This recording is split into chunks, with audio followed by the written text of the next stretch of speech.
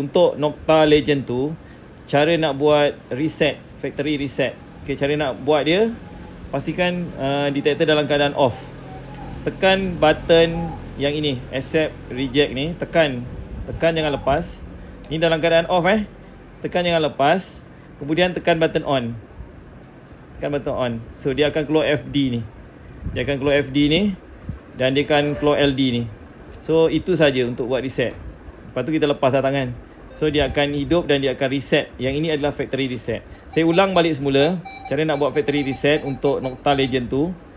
Okay, first dalam keadaan off, tekan button yang ini, accept reject ni, tekan hold, tekan jangan lepas, baru kita tekan button on. Okay, yang ni jangan lepas dulu biar dulu sekejap. Dia akan keluar FD, dia akan keluar LD. Lepas tu kita lepas, dia akan masuk ke paparan utama. So itu cara untuk buat factory reset untuk Nocta Legend. Andai kata you dah pening ke, mesin ada rasa-rasa macam ada problem ke apa ke, tune dah lari ke, so boleh try buat reset dulu. Alright, itu saja. Assalamualaikum warahmatullahi wabarakatuh.